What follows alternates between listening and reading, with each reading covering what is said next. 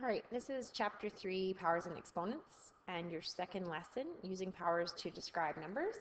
We're going to continue to work on understanding what a power is, what a base is, and what an exponent is. And we're going to continue working on repeated multiplication and representing values as a single power. But we're also going to add in some negative integers and brackets. And so by the end of today, you should know why brackets are used with powers and how using brackets can impact the value of a power. So, first example, it says 3 to the power of 6 is the same as 3 times 3 times 3 times 3 times 3 times 3, or 729.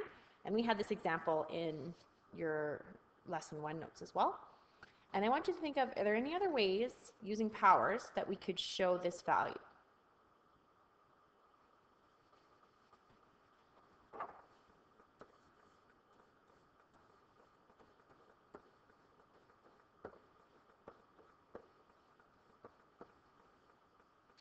So 3 to the power of 6, we can just go straight to 3 to the power of 6.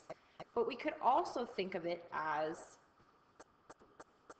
3 to the power of 2 times 3 to the power of 2 times 3 to the power of 2.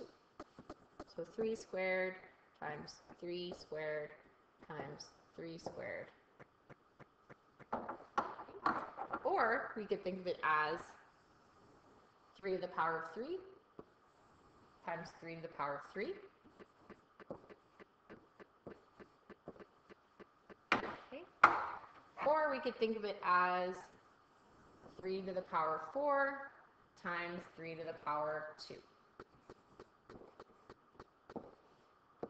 So there's a whole bunch of different combinations that we could be thinking of. So I want you to start thinking of this when you look at powers, of how else can they be broken down.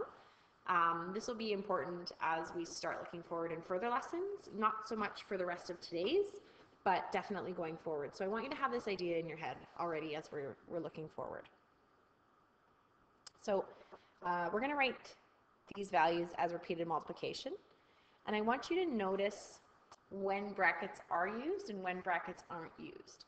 And so in previous lessons and previous ideas, we've always used a bracket around an integer to help keep that sign with the value. So like -4, we put the sign around it to show that it's a negative value, that the negative sign belongs with the value 4. That's really important when we start looking at exponents. So remember, we say for exponents that we have a power, and so we've got a base, and then we've got the exponent. And the base is what gets repeated, and the exponent tells us how many times it's repeated. So the whole base gets multiplied, and in this example, because we have the brackets and then the exponent outside the brackets, everything inside the brackets is our base. So the -4 is the base that gets multiplied 3 times. Okay, so we go -4 times -4, so that's going to give us a positive 16 times -4. Positive times a negative, we know we get a negative solution, and a -64. Looking at our second example, again we have brackets. Again we have a negative base inside of those brackets with the exponent outside the brackets. So that tells us that everything inside the brackets is our base, and they're going to be multiplied 4 times. So -2 times -2 times -2 times -2. So then in this example, -2 times -2 gives us positive 4. And I'm going to jump down and do these last two and go -2 times -2 is positive 4. And positive times a positive gives us positive 16. So in that first instance, we had a negative base that ended up with a negative solution or a negative value. And then in B, we had a negative base inside exponents. However, we ended up with a negative base inside our brackets and ended up with a positive solution. Now when we look at C, B and C are very similar, except now there are no brackets on our base. And so that tells us that just the 2 is the base that gets repeated 4 times. So we have a negative 2 times 2 times 2 times 2. So it's almost like there's a negative 1 being multiplied out front. We'll explain a bit more about this after. So again, we go 2 times 2, which is 4, 2 times 2, which is 4, and we have the negative out front. So negative 4 times 4, so negative 16. So again, similar base, same exponent. However, because there were no brackets, the value is negative. Looking at D, we have a negative outside the brackets, and we have a negative 5 base. So negative 5 is our base that gets repeated. I'm going to put the negative out front, and then negative 5 times negative 5 times negative 5.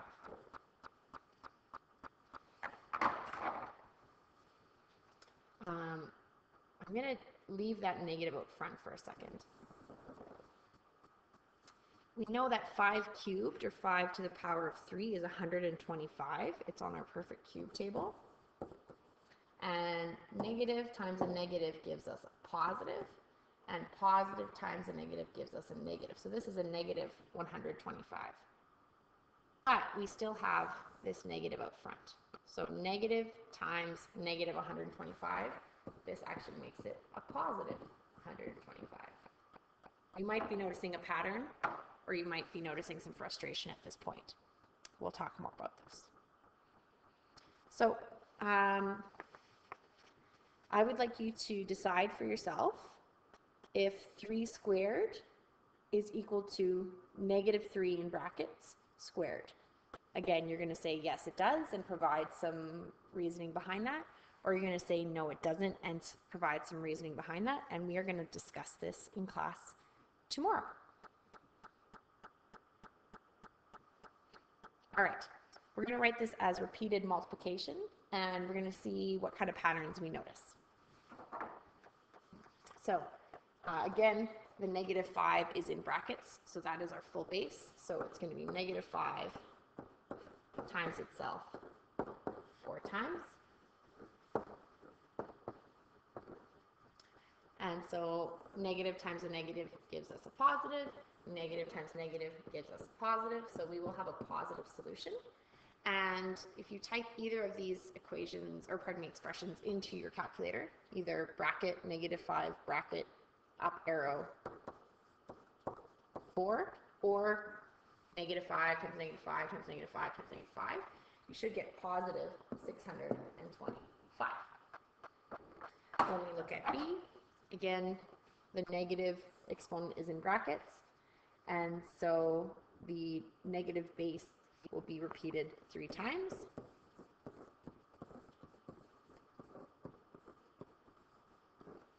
And negative times a negative is a positive. Positive times a negative gives us a negative. And if you type either of these into your calculator, either expression, you should get a value of negative 729. So I want to point out that we have an even exponent in A, and we had an odd number exponent in B. If we go back to your last page, we had, oops, too far. We had an odd exponent in A and a negative answer. We had an even exponent in B and a positive answer. So hopefully you have seen our pattern. Now, when the base of a power is positive, okay, so when the base of a power is positive, so the base is 3, no matter what, we will always result in a positive number, or a positive solution. Okay? So 3 squared or 3 to the 3, doesn't matter, we're getting a positive answer. However, when we have a negative base and an odd exponent, the result will always be a negative value. Now, this is excluding something like D on the last page, or, D on the last page, because we have that other negative out front. It kind of messes with this pattern a little bit. And then, so if we have a negative base and an even exponent, we are going to have a positive solution. So every time you have even numbers of negatives being multiplied, the two negatives multiply to make a positive and cancel each other out. Okay, last 3 examples. We're just going to write these out as repeated multiplication and then figure out what our solution is. So we've got this negative out front, and then we've got the base of -4 times -4 times -4. So we have 1, 2, 3, 4 negative signs, an even number of negative signs being multiplied. We get positive 64. 4 cubed, 64 on our perfect cube table. For B, we have a positive base because there are no brackets, and so the negative goes up front, and then 8 times 8 times 8 times 8 times 8. So there's only one negative there, so we're going to have a negative solution because that's an odd number. And 8 to the power 5 is 32,768.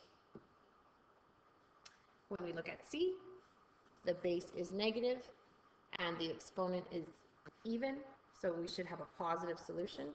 -7, -7, -7, -7, -7, -7, -7, -7.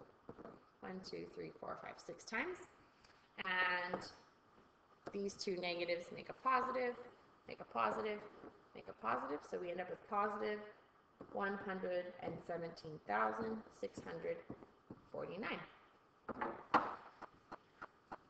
Okay, guys, that's it for lesson 2.